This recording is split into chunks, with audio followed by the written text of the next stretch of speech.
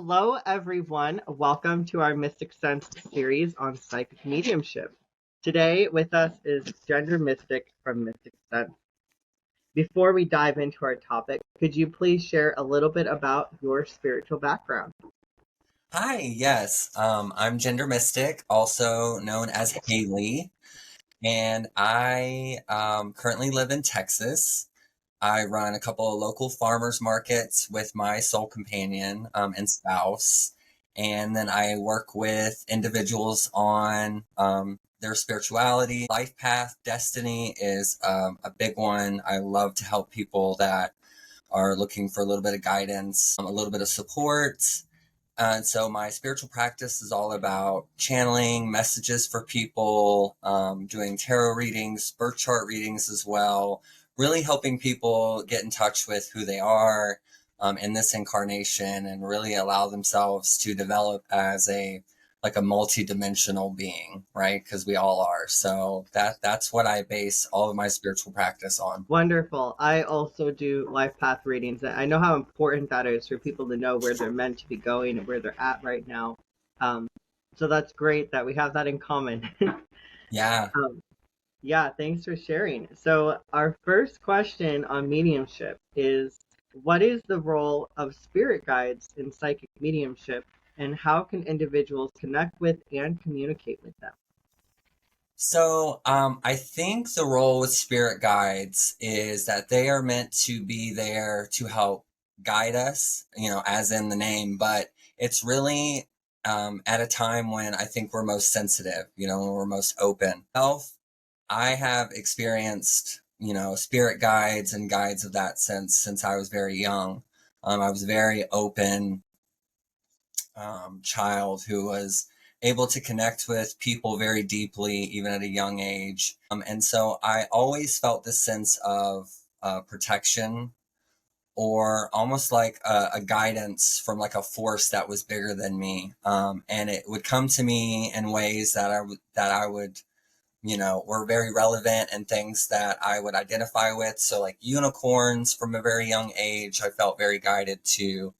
And I had a grandmother who had passed, and a couple of years before I was born. So I felt very strongly with her spirit, and felt like she was guiding me from a very young age. And so it's really, um, the best way to connect with them is to really take time with yourself, to really get to know yourself very well, and to trust yourself, because the more that you trust yourself, I think the more that you're able to channel and to really bring through and to really work towards that path of enlightenment, which I think we're all on, in this lifetime. Wonderful. Thank you for sharing that insight.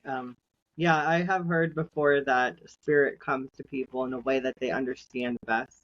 Hmm. So it makes sense, like for you as an individual starting this path or whoever's watching, your spirit guides may appear in a different way for you than they would for your friend or than they do for us.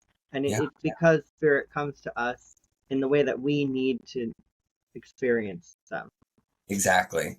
It's that gentle guidance and that nurturing, and it really is about developing the relationship, with them and with yourself. Definitely. And it's definitely two-way as well. Um, Hmm. so thank you for that guidance. That's beautiful. They came to you in the form of unicorns as a child because that's something you resonate with. Um, Yeah.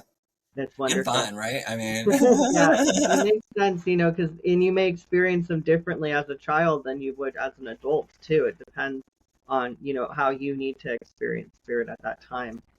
Um, Wonderful. So can you offer us some guidance and practical ways to connect with spirit guides for guidance and support? yeah, I think the best way is to really, there's so much research out there now. I mean, we have the ability with these smartphones and these little mini computers in our hands, to really um, absorb knowledge, and to really bring it in. But you really, really, really, really, really want to develop a strong sense of discernment, which is knowing what really resonates with you, on a very deep level, and the things that don't. And so it's very important when you're bringing in this knowledge and, meeting so many people out there who are experiencing different types of awakenings and different activations, and really going through this process of ascension that we talk about, you really, really need to understand like what is right for you. Like you've already said, a lot of these things, they're going to feel best for you because of your experiences, your human experiences as a spiritual being, we like to say. And so I think practical ways would be to learn a good body movement or grounding exercise.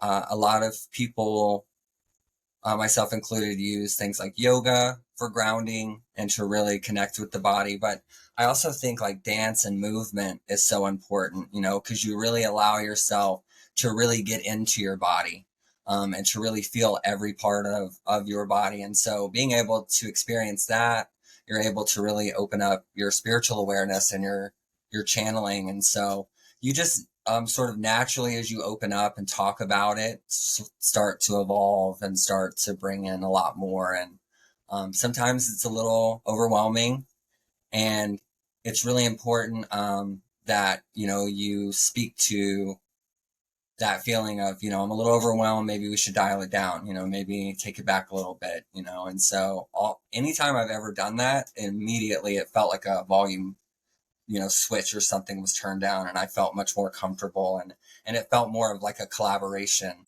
When it starts feeling like you're co-collaborating with your spirit guides and with spirit, and other energies, that's when you really know that you're developing and connecting strongly. A good point that you brought up is that, sometimes it can be intense, Mm-hmm. and it's in our control to, communicate that this is intense for me. Can we have this go a little more slower? Dialing it down is great. I really like that because a lot of people get overwhelmed and may just completely turn them off their spiritual path for a time. Yeah. But, your progress is in your hands, and if it feels too much for you, you can slow it down. You Yeah. can put a boundary out there. But Yeah. some great guidance. Thank you. So, how can listeners recognize the presence of their spirit guides and distinguish their messages? I love this question, because I think it's so true for so many of us. Energy is so real, I mean, it just does not lie. And there's such a distinct feeling behind energy. And so in the beginning, it felt like, and we're talking when I'm real young, like 5, 6, 7, 8, it would feel like someone had walked into the room, but there was no one there.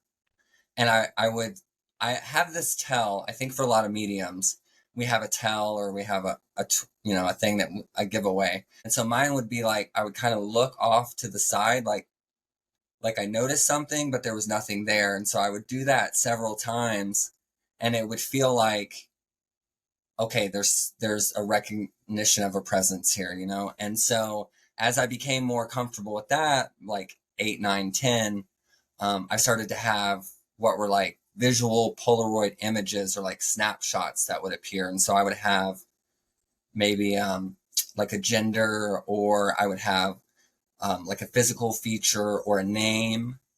And so I would start to associate that. And as I got older and we had the ability to like have the internet, I would then go and validate by typing these things in, Googling maybe like the address of the home that I was at, and that name would pop up, and things like that. And so when you really start to recognize that presence, it's really important to do that grounding, because depending on the type of energy, like if we're talking about a spirit, an earthly spirit, who's passed, it may have a different energy frequency than like an angelic frequency, which is very intense. And you can feel it much stronger. And, it's when you connect with it, it's like, you can feel the difference in the energy between the two. So distinguishing the messages really comes from learning how to distinguish the energies. And so if it may be an angelic message, angels, the word itself means messenger. And so a lot of times they may be bringing a lot more intense, deeper messages. For seers out there, it may be visions, things to look for. And so those type of messages, I think need to be on a broader scale, and so you want to deliver those to more people versus personal messages from loved ones who have passed that are wanting to come back and connect in a more intimate setting, in a more private setting, that we wouldn't want to, let everyone know about. And so it's really important to know how to distinguish that so that you can be flexible in your readings and really learn how to filter back sometimes, because sometimes we can be overwhelming. Like we're throwing all this stuff out and they don't know the terminology and it's all new to them, but they can feel the resonation and they understand that they're resonating with it.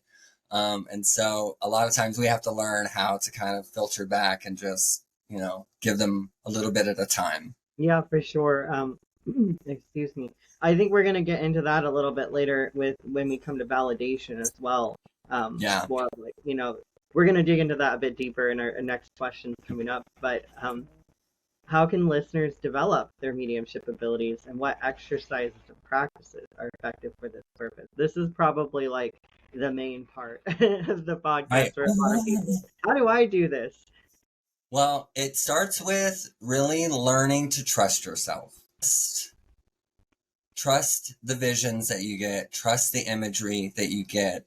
It might even seem very, left field. I've connected with some imagery where I didn't know anything about the subject, and they could tell, but it connected with them so deeply. And so developing the best way to develop it is to really trust yourself, to do that research, and to look into maybe what past mediumship knowledge has been, passed on. A lot of it is very personal and it's going to be your personal journey. And there's not anything that anyone else can sort of add to that. It's going to be in those readings and in those conversations that you have and in that validation where you really develop more and more and more and trust. And the exercises and practices, I would learn and study about chakras, especially the 7 main chakras, because it's really important to have all of those blockages out. You really want to have a full, everything running, full alignment. It's all about being in that alignment and in that channeled state, whatever that looks like for you. It's about developing and learning about all the different clairs. I believe that all of us are and can be psychic when we really allow ourselves to evolve and to heal and to become part of that consciousness, that collective consciousness, And so that self-healing, self-autonomy all happens energetically a lot of times, and it affects you physically and emotionally and psychologically. So you really want to understand all of the 7 main centers, and how they all work together. And I love crystal work.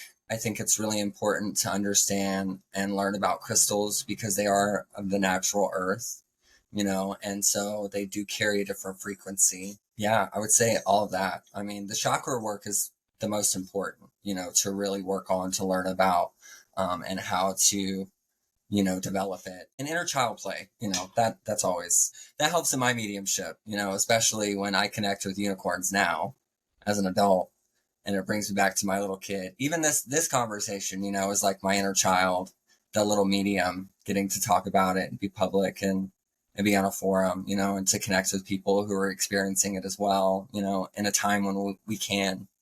So, yeah. Yeah, that's great. It's always great to bring out the inner child, and like, because a lot of children do have psychic gifts, and a lot of times the reason, as adults it's not as common. Well, it is now, but it isn't always as common, is because people suppress that because Yeah. they're taught that there's something different or wrong or abnormal about it. And so we're able to connect with that part of us that was never suppressed and didn't have those things taught to us, those indoctrinations. That can be really liberating in a psychic way, in a spiritual way. Um, Yeah. and there's power in that as well. I have a practice or an exercise that I'd like to share on this. Now, I am not currently offering mediumship as a service because I don't have much experience with it. Um, But in my opinion and experience, there is an exercise that I feel can help develop the skill. And I personally feel like there's different versions or different types of doing mediumship. Some people do trance mediumship, evidential mediumship, physical mediumship. Some people are channelers. Some people fully embody the spirit or the person. Others just talk to them as like an intermediate person, like they talk to them and relay the message. One way you can do this is by imagining. So there's two ways actually, because there's the way of embodying the spirit, which I don't recommend people do if they're starting out, because you don't have as much control, in my opinion. But if you're comfortable with mediumship and spirit work and your spirit guides, then you can do those things. But to start out, I would say you can imagine going and walking into like the top of I imagine I'm walking into my brain and like I'm walking towards the top of my head, and I imagine that there's a little door there that I can open, and I energetically send a message out into the ether or the universe, and I ask for with my guides, I ask for whoever wants to send a message with good intent, with my highest and best interest. If you have positive intentions, if you would like to send a message to the world of the living, you please step forward, and I can receive information that way. And I have specified that the message has to be for someone in the room. And I really kind of developed this because I started going to a spiritualist church several years ago, and I no longer go there because I just stopped going. But I went for several years because spiritualism is interesting, has interesting intersections with mediumship in Yeah. particular, but also psychic gifts as a whole. And this is not about religion, by the way. Like, it doesn't matter what your beliefs are. Anyone can do this, but one of the reasons I went was because of the spirit messages. And this was a method I used to try to get comfortable with the idea of delivering spirit messages because I was very new to it. And so anyway, I would ask for whoever has with positive intentions and a good intent to come through and deliver their message to whoever was present, and I would feel like a warmth coming down into my head, and it would like fill me, and then I just like receive this information that I would just share to the person. And that, if you're a really good, like if you're really a beginner, that could be a really good method or technique to try out, because Yeah. it's safe. If you feel uncomfortable with the energy, just ask it to step back. You can deliver the message, you get comfortable connecting with spirit in that way. And it's really something that I feel like anyone can experience with practice, but I feel like it's a good way to dip your toe in to the wider world of mediumship. But if you're doing this, you do want to go back when you're finished and thank them and say thank you for this Yeah. information, for these messages. But also shut that door again. You want to shut that door, lock it, ask the spirit to step back, say this session's complete. I'm going back now, and you shut the door until next time. And then you want to ground yourself, however you do that. But I had some success with that. I mean, again, I Yeah. don't practice it professionally at this point, but if you are, trying to start out and you're curious about it and you really want to learn how to do it, that's one method you can practice with. The more you do it, the more comfortable you'll get with it. Um, and of course, you can always connect with your spirit guides that way as well. Yeah, a good opening and closing is like really important because you are the conduit, we are the vessel, we are the channel.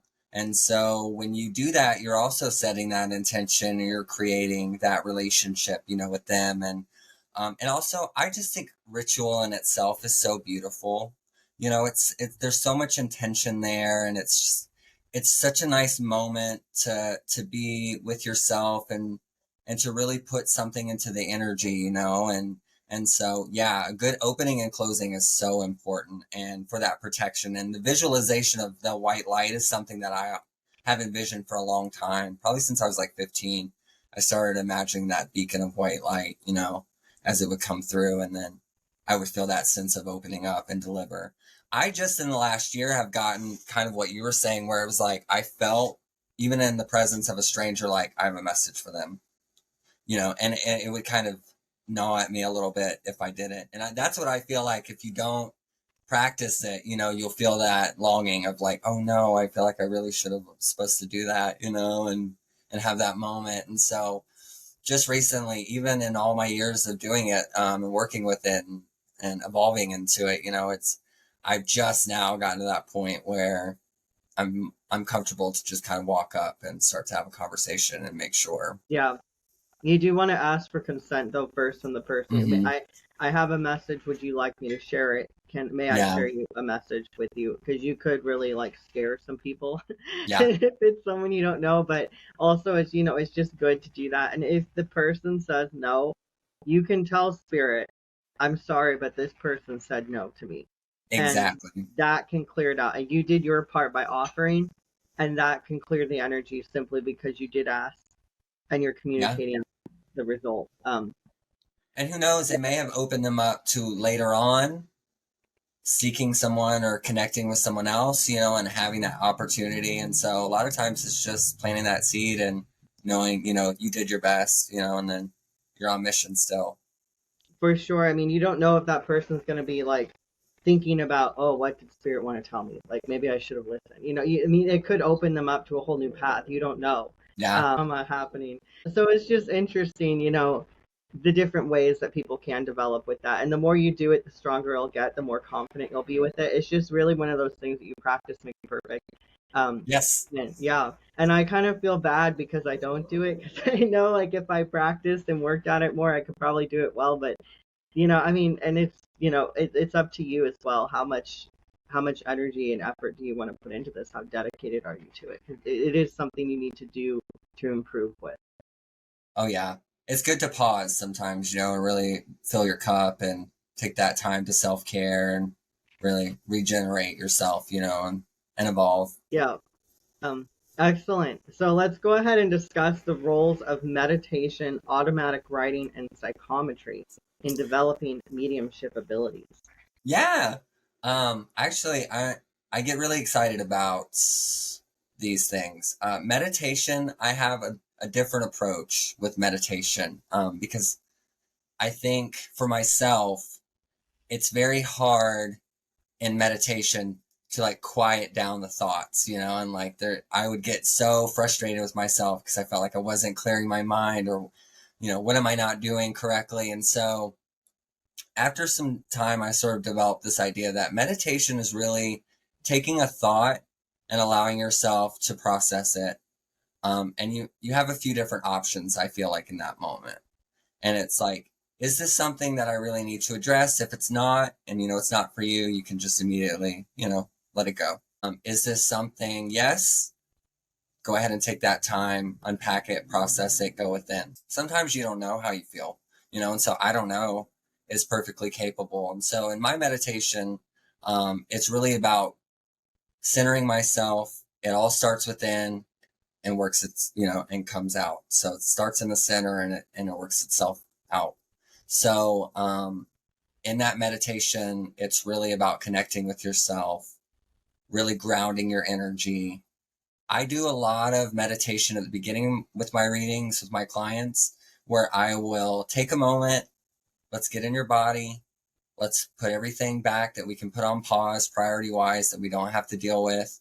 And then I take a bell and we ring the bell when they're ready, you know, and so we develop that ability to really ground ourselves, to get in the present now, which is so important. And then we're able to then, you know, do the work. Automatic writing is so different for so many people. I think that for me, it was, and I didn't realize I was doing it, but when I would talk to people, sometimes I'd be writing things and I would rewrite the same word and it would like bold the word. And then I would go back and I would point out these words in my trance and then they would have some significant message, you know, or significant meaning behind them. And so automatic writing, I think, can also be something you do creatively. I think it's a good way, if you are a writer, a creative writer, or any type of writer, to really hone your skills, and to learn how to structure your channeling a lot of times and to be able to have something to go off of. Because I don't know about a lot of channelers, but sometimes I just completely forget everything in the reading. afterwards, and it's really about being in that channel. And then psychometry is something I didn't know I could do. And for those of you who aren't aware, it's where it has the energy of things. And so it's like everything has an energy signature. And so with psychometry, you could find lost items. I will now, even at the point where if I'm trying to find something that I can't find in the house, we'll just go to the center of the house, put my hands up like this, and very slowly turn around and then feel, where the energy is on it. Our things, our possessions, they pick up energy signatures of ourselves. And so when you're doing mediumship work, especially, it's important to know that items can carry energy, and that they can carry attachments or, things that may have belonged to other people. And so sometimes you have to use psychometry to know how to maybe bless some things, maybe remove some things from the home if you're having some issues with things going on. And so psychometry, I think, is a skill that a lot of us can develop and really hone, and that allows us to feel more comfortable in all of our psychic development and all of our abilities. Thank you for sharing that. I was not entirely sure about the psychometry myself, so thanks for going into what that is and how it works. I appreciate that. Um, as far as the automatic writing, also some people just draw pictures, Yeah. and that can be a form of automatic writing as well, to just mindlessly doodle. And I feel like with anything that's like automatic, these divination methods, it's about transcending the conscious mind. So the picture doesn't need to make sense. The words don't need to make sense. You don't have to understand it at all. You don't need any context for it. Just draw it or write it or, whatever it is. And it's not about what you think it means. It's about what it means to the client or the person. In my opinion and experience with that. But thank you for sharing your meditation as well. It's very interesting method of meditation. Meditation is definitely important, again, to transcend that conscious mind, get beyond those thoughts, and receive. It's all about receiving the guidance from spirit, from the universe, from your guides, from everywhere else. It's just that receiving state. Wonderful. So, and if you would like to get a meditation session or talk more with Gender Mystic, definitely check out their profile on Mystic Sense, which is linked in the description of this video as well. Do you have a schedule that you're online? Not currently, but I would love to get on, a regular schedule, and to get in there and get more clients and, just really be able to connect. We have the ability to connect with people all over the world, which I think is incredible in our world today, and to really allow ourselves to not be, closed off and to just really let ourselves fly, and really go. Yeah, it's definitely incredible. We can reach out to anyone who resonates with us, which is great. I mean, well, you can reach out to any psychic that resonates with you because we allow customers to come to us, not the other way around. So great. Let's continue then with our next question. What are some practical steps that individuals can take to enhance their mediumship skills? Practical steps. Practical steps, I think, because it is so personal, is to really develop a structure that works for you. Because when you are in that state of channeling or trance or whichever method it may be, or several methods, right? I mean, you could have several different types of mediumship abilities. It's really about this. I don't want to repeat myself because I feel like I've said it. It's really about learning what works for you, always knowing that you have the ability to grow and to learn and to be, a student, that you have something to learn from everyone, that you meet. Understanding that a lot of times connection isn't a two-way street. For us, it's our job to really hold space for people, and to really allow them to have a place to discover themselves. Doing a lot of work with like the ego is something I think that is really important because, like you said, you're able to remove yourself from from the equation in a sense, and to just transcend the thoughts, and to really be at that heart center, because I think a lot of our messages and our connection that we get, it does come from through the heart center, and then we're able to then channel it out, through our throat chakra, or the energy of the crown, and the third eye to help enhance it. And so it's really learning a lot about the chakras, like I was saying, how they work, how to keep them cleansed, and how to just kind of work with other psychics, and to really, it's important that we're always in alignment health wise. So, like physically, we want to make sure we're checking in, with doctors. We want to have, a check in mentally all the time, every once in a while, just check out where we're at. And so we also need kind of like that spiritual check in, and so when we're able to work with other psychics, then we're able to get that check in, and to get that reading. I've worked with a lot of readers who, they'll say like, well, I don't like to get readings. I did feel that way for a bit, but I also didn't think I trusted my discernment, and I didn't trust myself enough. And so it's really allowing yourself to have that back and forth and to get that spiritual check in. They're great tips, great pieces of advice. Thank you for sharing. It is good to get a check-in with someone else because we see things from our perspective and other people see it from their perspective. It's good to get a holistic view of things Yeah. because we may see just our little corner and think, okay, everything's fine, but we're missing the big picture. We're not seeing it from a different angle. Um, so it is really helpful to have someone else do that check-in as well. And I also want to add that not every psychic is a medium. Yeah. That most mediums are psychics, but not every psychic is a medium. There Yeah. are people that just do the divination, they just do tarot, they just do astrology, they just do intuitive readings, but they don't actually connect with the spirit realm or channel messages. So if you do want a mediumship reading, make sure you're connecting with a medium Yeah. or someone that does mediumship for that.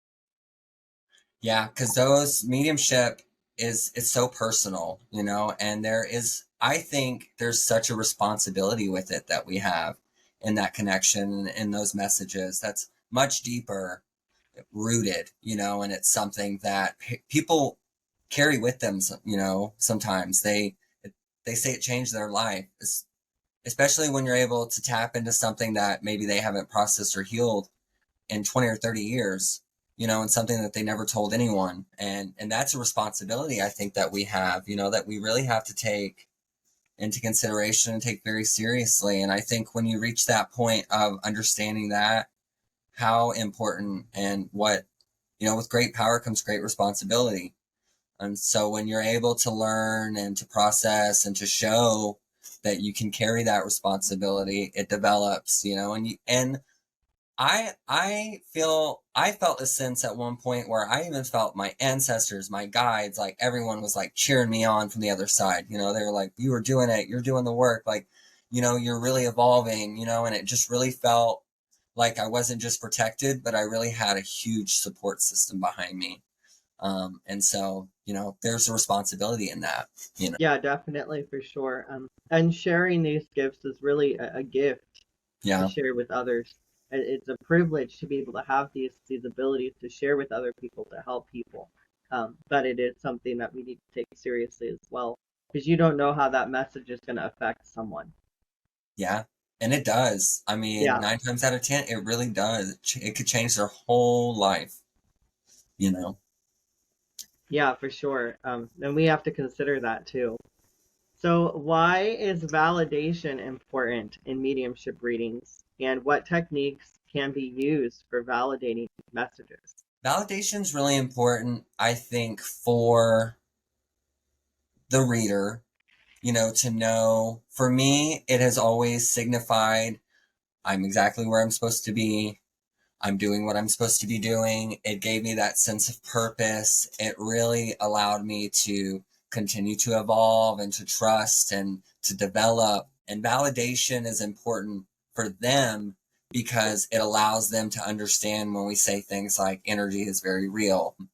I think validating spirits was something that I understood very young and was sort of um, doing, and using as a method with them, because a lot of times I would connect with spirits that really just wanted to know that they existed.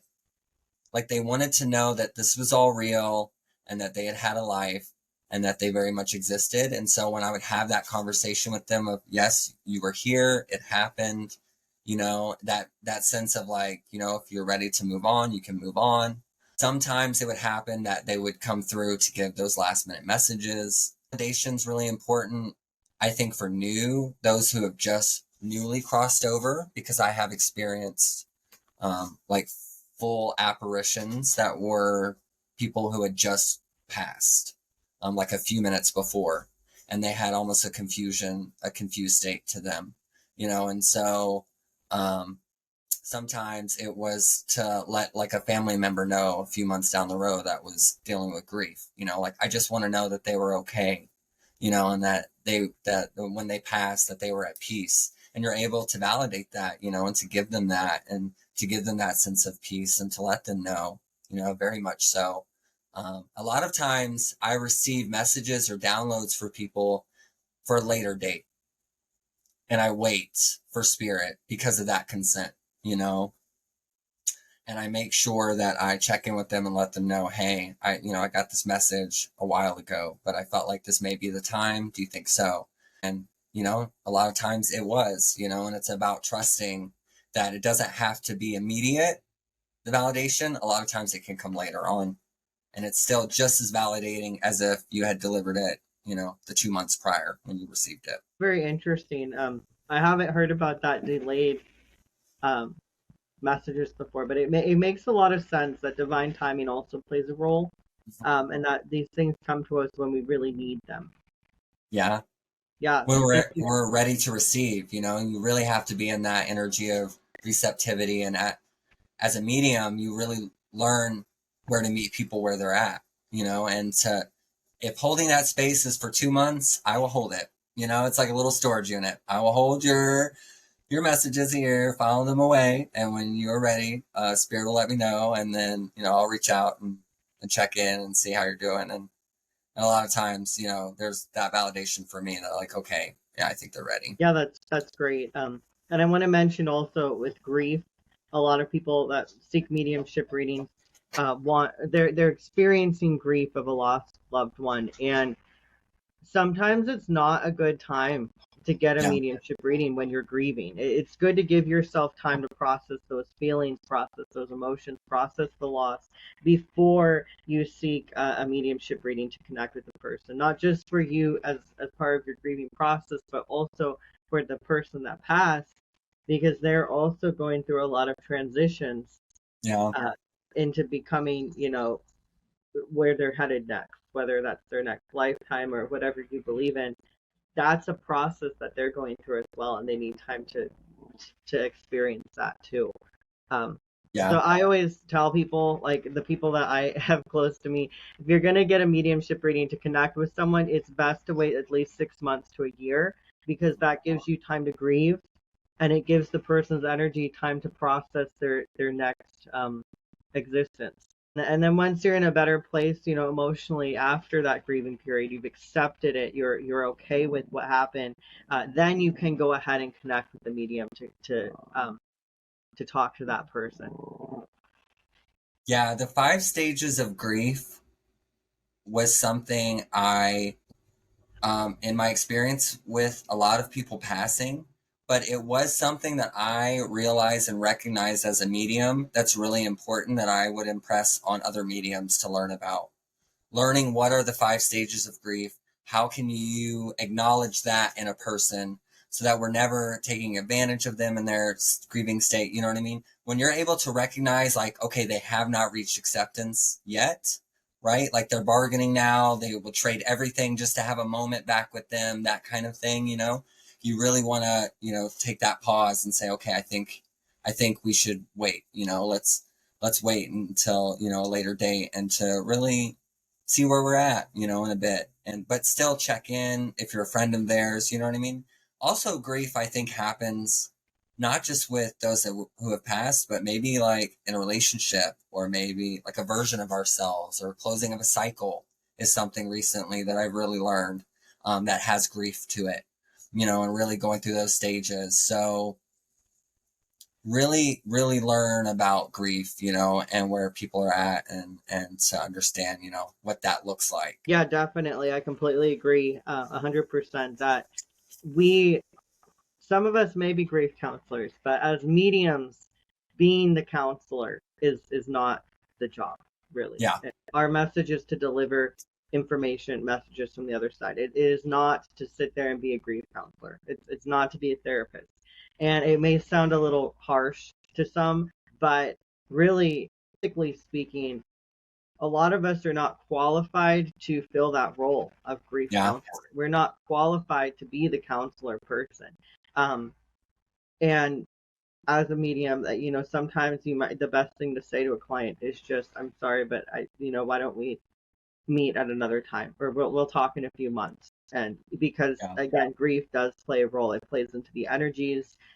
It plays into how receptive they are to the messages. What if the message is not what they want to hear? And different people grieve at different times. So even if it's been a year, one person may still be in that process of denial. Yeah.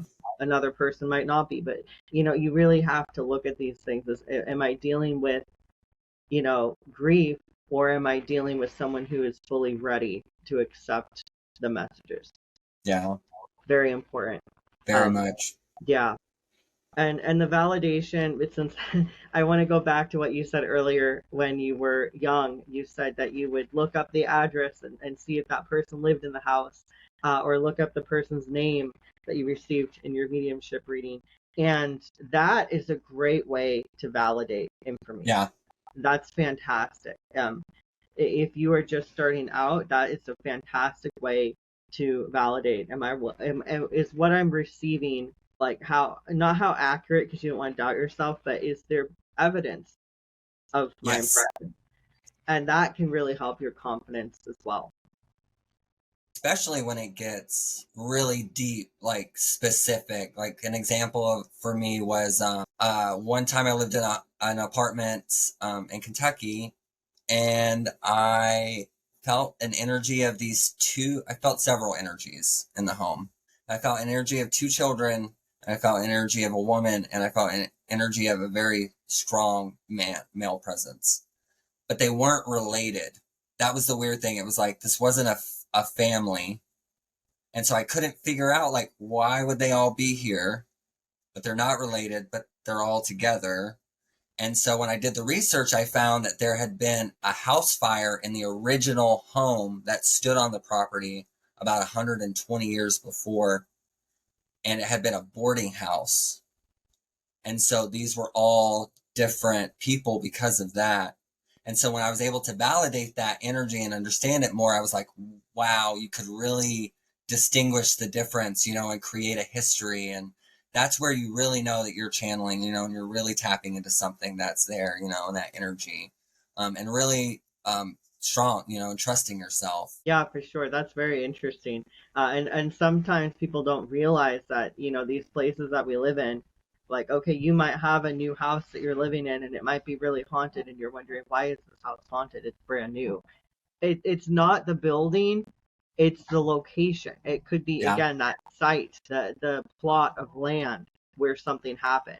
Um, and because of that, they're still attached to that land or that location. Yeah, exactly. Excellent. So, can you share examples of how validation enhances the accuracy and credibility of mediumship reading? Yeah. So it really allows you to know that the energies that you're tapping into are for that person, or even sometimes that collective. I think collective can be many things, and I think that we resonate with different collectives. We shift our frequency. I very much believe in the ability to hop timelines and to do all of that. And so the credibility and the validation, it gives you that ability to know that what you're processing is for that person. It allows you to develop that trust with them. And I just think you become more centered in yourself, and you become more attuned to, I don't know, it's such a big question. I don't know. I'm a little stuck. Maybe you can help me. Yeah, well, yeah. So the validation, it really does enhance the credibility, especially, but as well as your confidence, because you can kind of get proof that Yeah. what you're receiving is real. Wow, it really happened. I'm not just making this up. It's not my imagination. I know that that was a big thing, even psychically, even without mediumship. For me, am I just making this up? Is this all in my head? Is it Oh, what yeah. I'm thinking?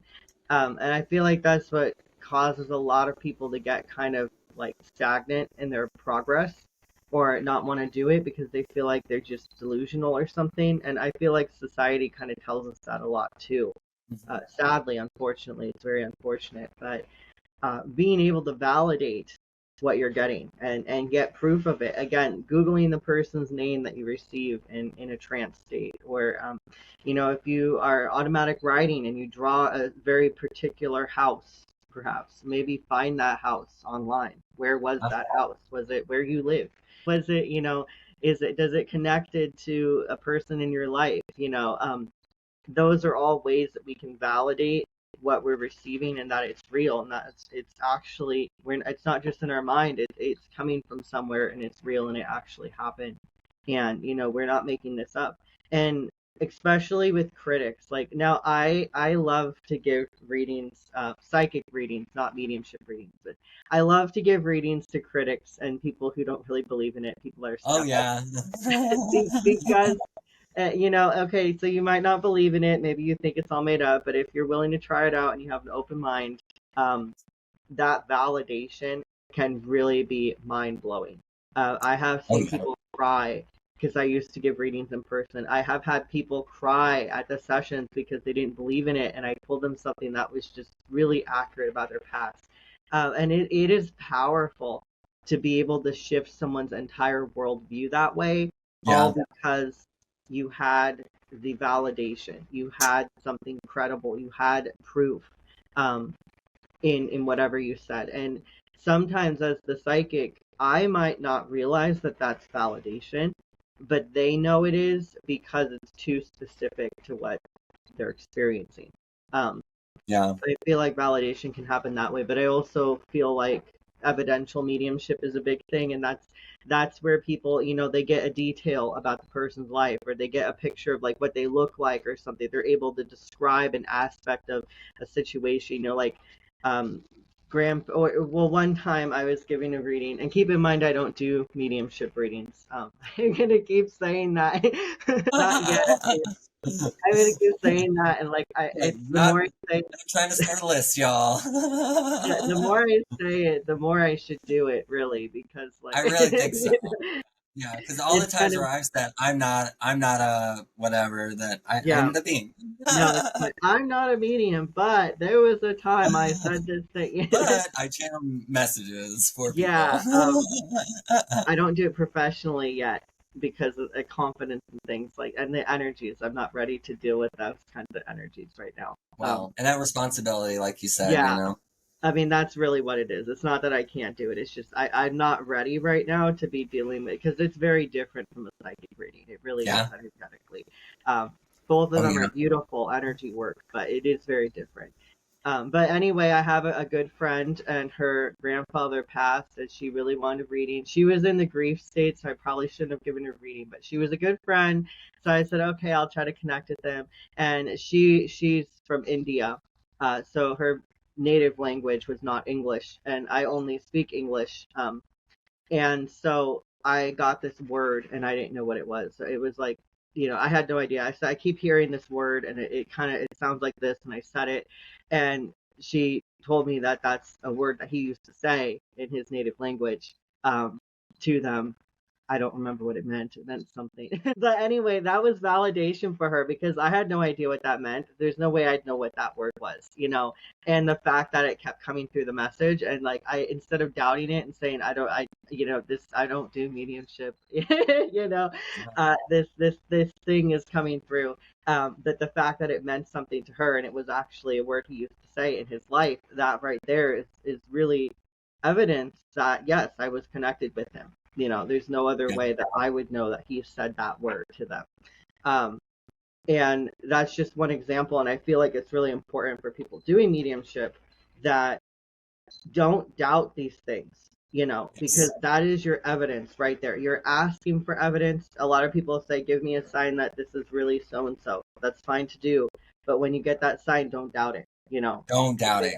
Don't doubt it. If it's a pink pair of Converse or whatever it is, and you see that Exactly. pop in your head, you know, say it. You know, I see this pink pair of Converse shoes. I don't know what it means, but it's here. Um, and time again, that will be your evidence that that person is who you're connected with, because that pair of shoes will be very significant to them. Maybe it was the pair of shoes that grandparents gave them, you know, or the last gift they gave them or something. You know, it's going to be significant. And it's really important as the mediums not to doubt that information, no matter how strange it may seem to us. Yeah. So that's all I have to say on that question. No, that was perfect. Actually, that reminded me a couple things too, because when you are getting that validation, it can be so immediate, especially if you have an open channel. The first time that I ever felt a sense of like something connecting, and my friend was in the room, and I felt like I needed to give her a message, you know, check in and see if she, you know, validate, and then check and make sure, you know, she wanted it. And so this was the first time where I stepped into it, you know, that responsibility wholeheartedly, you know, and jumped in. And it all came from a peacock. I saw a peacock, which was so random, and I wasn't trusting it at first.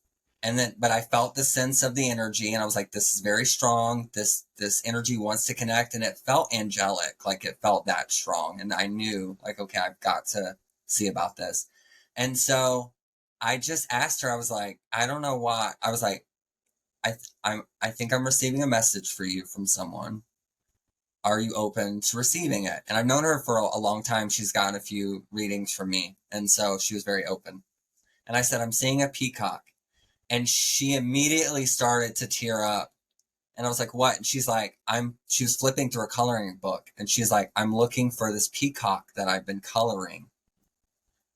And I was like, okay, I definitely have a message. This is for you.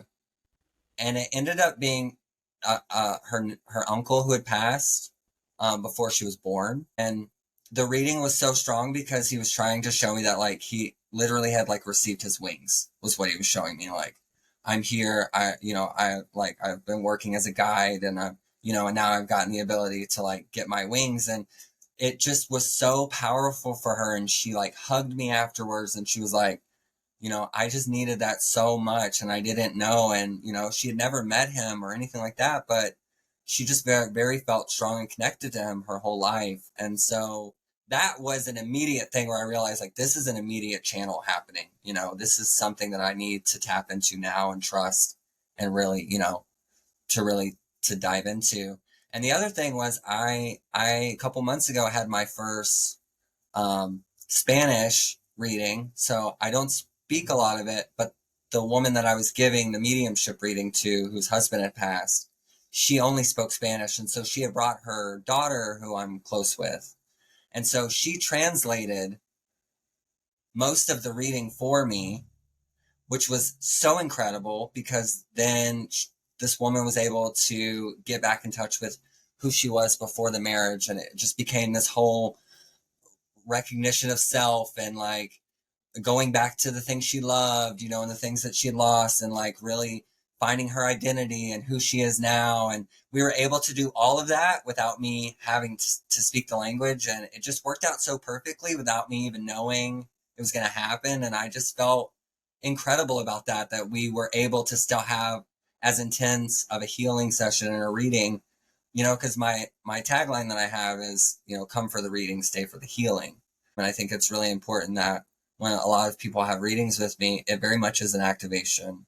It could be a transmission. People, the consent is so important to me because, you will leave changed in some way. I will leave changed. It will be in that energy exchange. And so those are a couple of validation moments where it was cool to be able to cross that divide, and to really bridge the language gap that way. Yeah, that's definitely very significant. And it shows that energy doesn't have any limits to it. Yeah. Whether you're on this side or the other side, no matter where you are in the world, no matter what language you speak, energy can get through. And it's the same way, it's the same information, regardless of what language you're speaking or where you're at, or no matter what. And I think that is so beautiful about mediumship and psychic abilities is that it doesn't really matter who you are or where you are, that energy is going to affect you. Okay, wonderful. So let's wrap up. Well, let's move to our last question, at least. How does evidential mediumship contribute to providing accurate and meaningful messages from spirit guides? So, evidential mediumship, it really starts the whole reading. It starts the whole process. I think it starts, for me, it started very young. And so being able to like pick up those details allowed me to trust, what I was picking up on. Picking up those details sometimes resonates with someone else that may be around that's experiencing it. That, I have a younger sibling who we've talked previously in the past about spirits in home, in a home, like in our grandmother's house. And I had very specific details that she was in a white dress and she had dark hair and that she was very curious and she liked to stay upstairs. And so I didn't really say anything about it because I do think as mediums who go through that period, we're like, we don't want to talk about it. We don't want to look crazy. We don't, you know what I mean? Like, learning that trust comes from, learning not to people please so much, and to really put that ego down, and to not seek out validation for yourself and more validation for the clients, right? And for them. But the details really allow you to develop trust with the client, and with other people as well that you come into contact with. It can be the most random things, like you said, and they can make no sense to you, but they'll make sense to them. It could even be like a nickname, a random nickname, that you keep hearing that maybe they had or the person that you're doing the reading for, had, and it just connects, and they're like, oh my gosh, my dad called me that my whole life, or my brother called me that, my whole life, and nobody knew that was a nickname that they had for me. And so those details really allow you to understand and to know that this is the energy that I'm working with, this is the person that I'm working with, and it really helps allow you to have a whole experience with them, because I think it is a full-on experience that we have with people at times, and it really does shift them. Those details, it's very important. It's really important to do that research. I do a lot of my detail work or evidentiary support through pop culture references for some reason. Music. I get a lot of messages through music.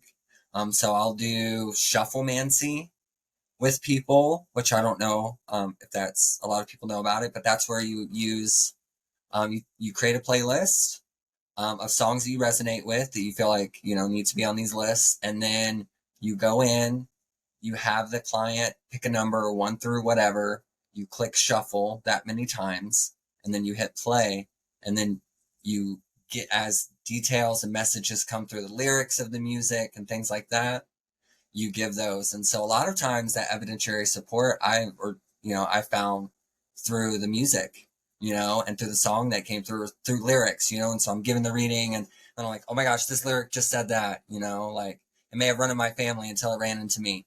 Right. And so now we're talking about generational ancestral clearing, and working with that, and how intense that can be for all of us that are doing the works.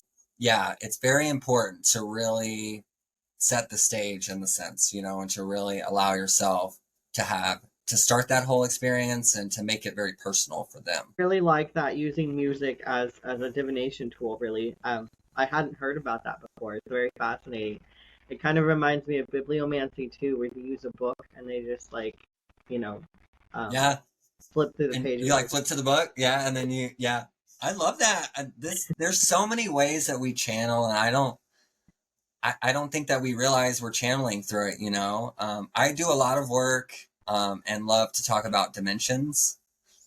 And so one of my things that I believe very strongly is that the internet itself is the fourth dimension, you know, brought into our third dimension. And so you can get a lot of messages through memes, music, books, articles, you know, it could be YouTube videos, TikTok videos, all of that, you know, practice your discernment. But you can get a lot of those details and things as well.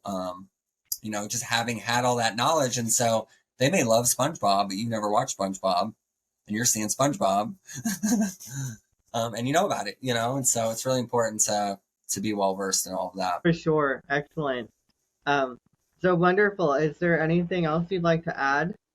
We have a bit No, of time. please come find me on Mystic Sense. I mean, we have an incredible group of psychics. We have so many different skill sets, abilities, experience that we have.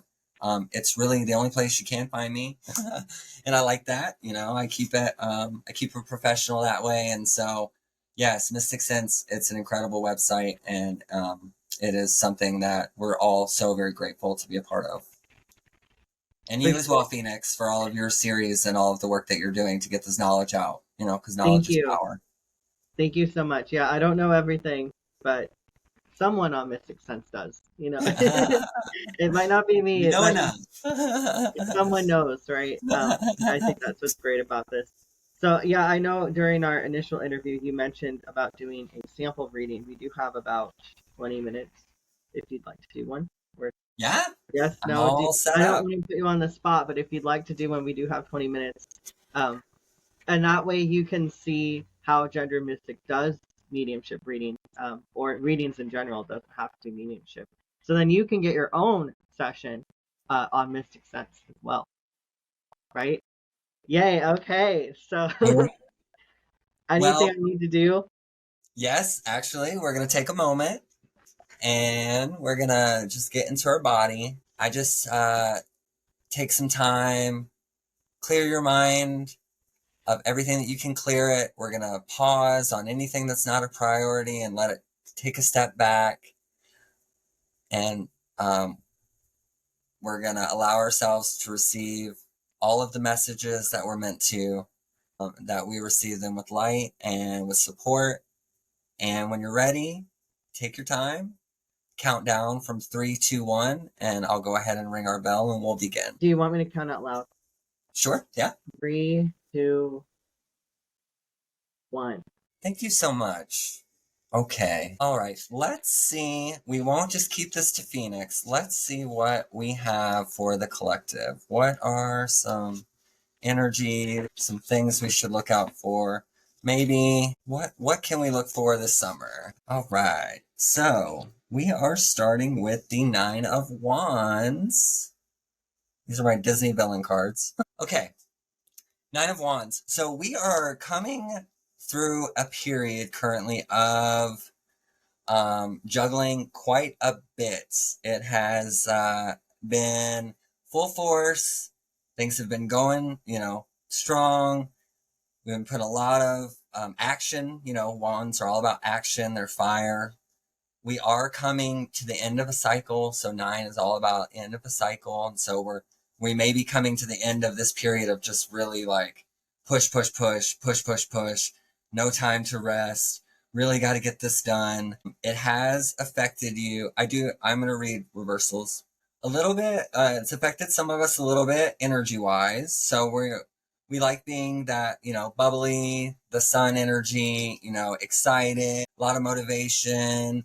This is Leo energy, so highly creative. So maybe feeling a little bit not fully invested or as committed as we were. So really showing ourselves some grace, you know, right? We're not the Energizer Bunny. We don't keep going and going and going. Recognizing, like, when we have the ability to give to others. Authenticity is so important, and it's something that we all strive for, but we don't have to be our most authentic selves 100% of the time. It's exhausting, and so we really want to take those times to take that step back, reassess our energy. I feel very strongly maybe some like hermit energy would be good. Take a little time to yourself, really cut down on some of the things coming in, a lot of the, I can't find the word, but there's a lot, things happening, things moving. And so really taking a breath, really reconnecting with that passion, that excitement inside. And Six of Swords reversed. So really understanding that in this process of the cycle ending and things shifting and the energy shifting, that we're going to leave some things behind, that we don't need to take with us. The Six of Swords, traditionally is shown as being in a boat and crossing a river, and you have the swords in the boat. So it's really only taking the things with us that we know are going to benefit us, and we're talking about the next couple of months, and the rest of the summer. So really only thank you. Really only doing the things that bring us the most joy. That's where I'm trying to get. Only do the things that bring you joy. Only do the things that are sparking your joy right now, because those are the things that you really want to devote your energy to. Discernment is so important, because a lot of times we use that discernment to let people know, like, I would love to hold space for you currently. I don't have the space to hold, right? And setting boundaries. Boundaries are for us, not for other people. And so really developing that boundary setting, especially as a medium, you really want to learn how to set very firm boundaries energetically, and also, like, physically with, people, in the sense, verbally with people, and really let them know where you're at, and really keep that clear communication. We have Judgment on the bottom. So I feel like this is very significant of the grace, right? We're judging ourselves. Maybe some of us are harsh critics. We judge ourselves very harshly. Might have some Virgo placements for some people, for that self-critical. So knowing that you're exactly where you're supposed to be, not rushing yourself, not rushing the process, maybe not rushing, where you're at in your cycle. Really slowing down. I'm getting the sense of, like, even though it's summer, it's been a very energetic year. We are in 2024, which is year 8, which is all about transformation. If any of y'all are life path 8s, numerology is very important. I think it's something you should look into and learn about. So, like, I'm a life path 8, and so this year is very much a year where, I'm realigning. I'm getting a lot of universal lessons, and having to reevaluate myself a lot, and to always be in that mode of transformation. 2 of Cups in reverse. I feel this feels very specific, but I do feel a sense of someone struggling with a dual personality. So maybe living 2 lives. It feels very almost Gemini-like having to kind of wear 2 masks even. And so getting caught up in that feeling of push and pull and understanding divine union. I think that's something that's really important that we talk about and learn, not just in our relationships and partnerships with people. Like the 2 of Cups significantly a lot of times has to do with divine union with another person. But I do think divine union involves the self, and like the union of our masculine and feminine energies, like the universal laws, the law of gender that says that we are all masculine, feminine energies, that yin and yang, and that we need to be comfortable in how to work with both. And so the 2 of Cups feels very significant for that, of learning how to walk in both worlds. As mediums, we do that all the time, learning how to walk in both worlds. Maybe like how to have a job that pays the bills, but also have a spiritual advising job that you're able to connect with people and get that passion and get all of that fulfilled for yourself. It's very temperance, you know, it's like learning how to balance all of it, you know, and make all of it work together. Let's switch up decks. So I'm going to bring out my Star Spinner Tarot. Do you Thank have you any for the like, reading as well. hmm? Thank you. Yeah. Yeah. Oh, yeah. No, happy. I'm glad we had some time. I was excited about it. I will say before we started, I pulled a couple cards to see what I got, and I got Temperance and I got Ten of Cups, so I was very excited because Ten of Cups is dream, like it's all the dream. Three of Wands. Oh, you can't see the cards because it's so bright, but Three of If Wands. if you try to tilt them like down, like at like towards you, it sometimes can help with the screen with the like I don't know. Maybe. No, I can't see them. Like Yeah. tilt it. Well, Oh, it's the oh Three of well. Wands. So being comfortable with expansion, right? Three of Wands is all about knowing that the world that I see and exist in is much bigger than I know it to be. This card has a lot of yellow. I love these cards because they help me tap into chakra work maybe people need, and some of their centers. And so there's all this yellow. And so that lets me know that there's some solar plexus work being done, self-confidence. Now, oh, you were talking about it with the mediumship, you know, really having that confidence, knowing that you take up space, but you take up so much more space than you believe, right? Like you may think you take up this much space, but you take up all this space. And so it's really connecting with that. Some really important music for solar plexus healing or activations are Flowers by Miley Cyrus, you know, reminding us like I can bring myself flowers, you know, and really allowing yourself to have that confidence. So knowing that you have, thank you, you have the goods, you have everything you need. There's not anything else that you need to expand and to be confident and to really step into this next stage, you know. Page of Coins. She also has a yellow dress.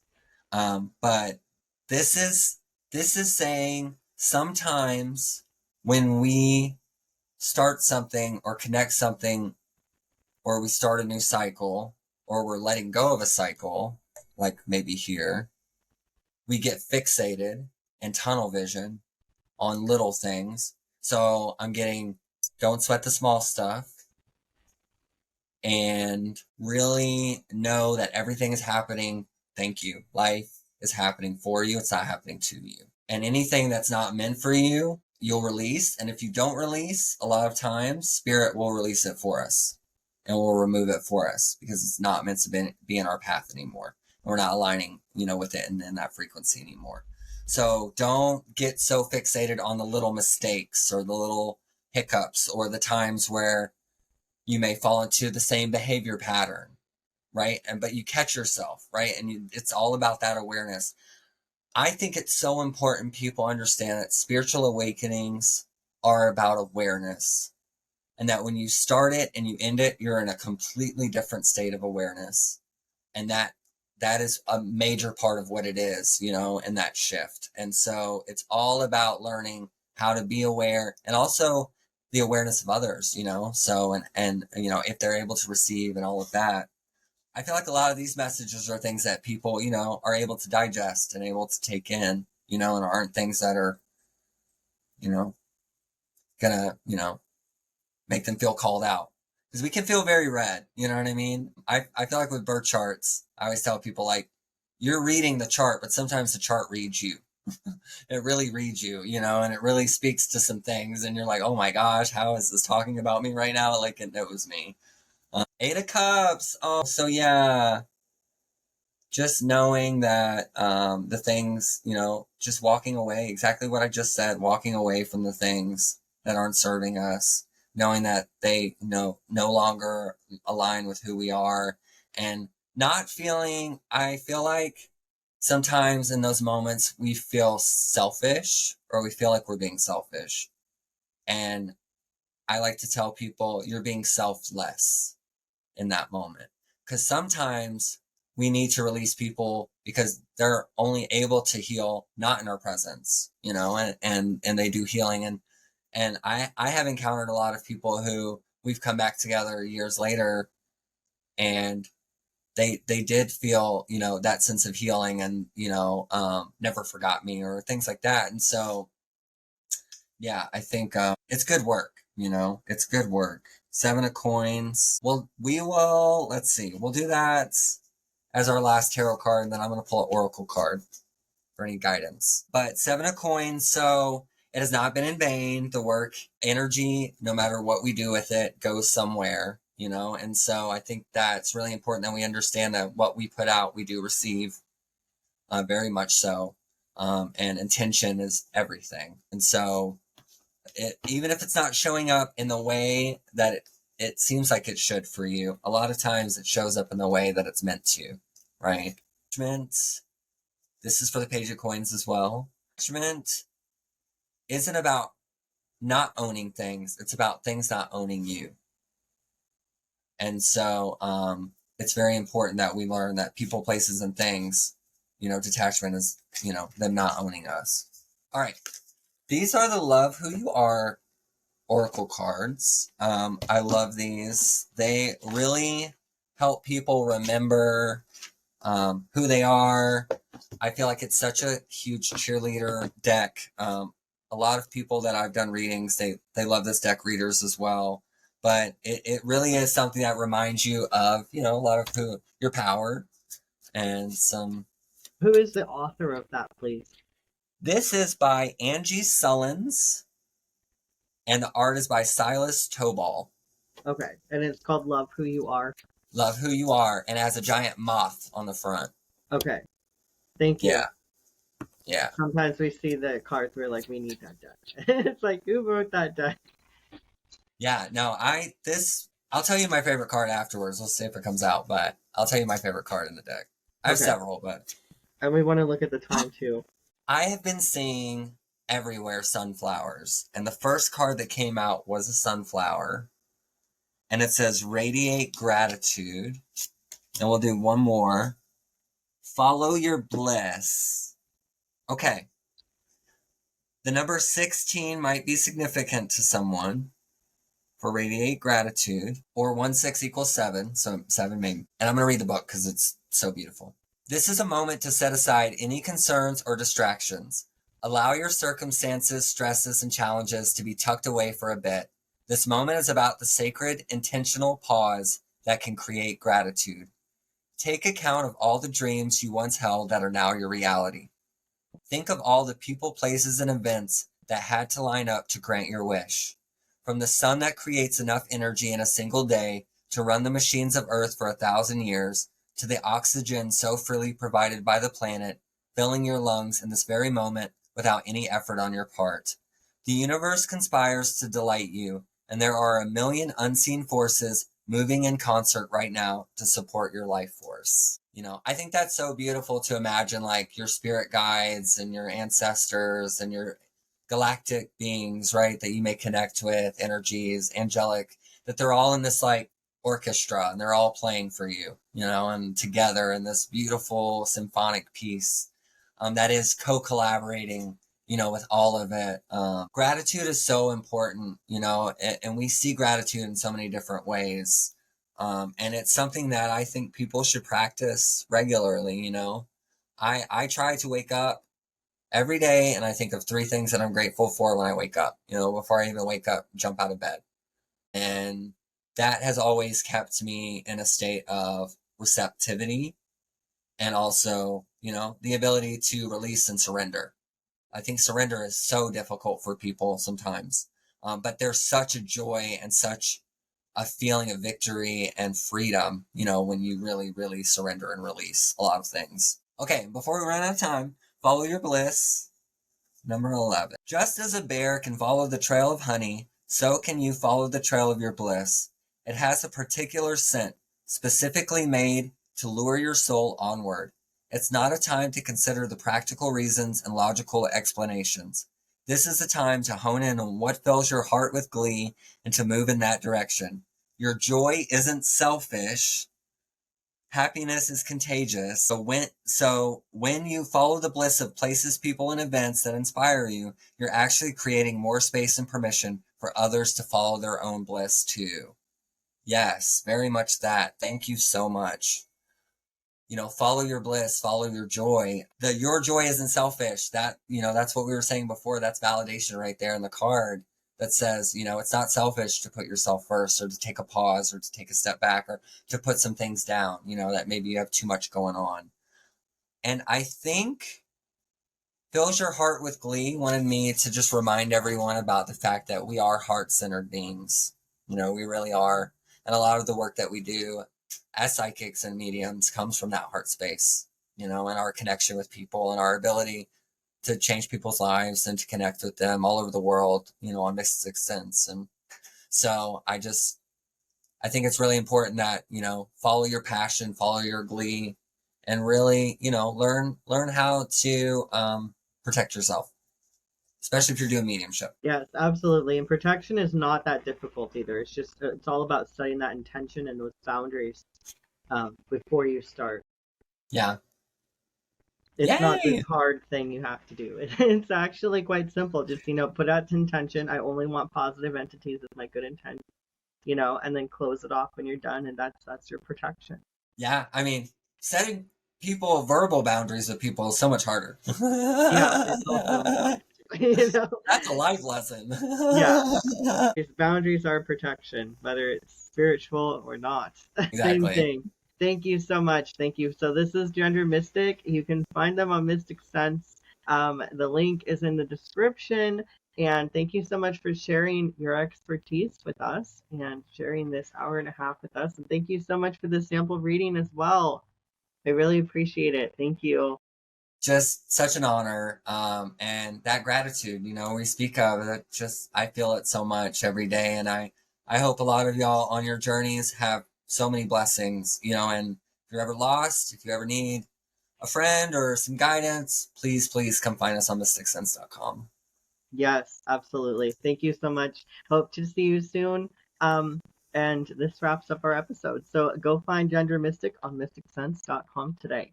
Bye. Thank y'all. Bye.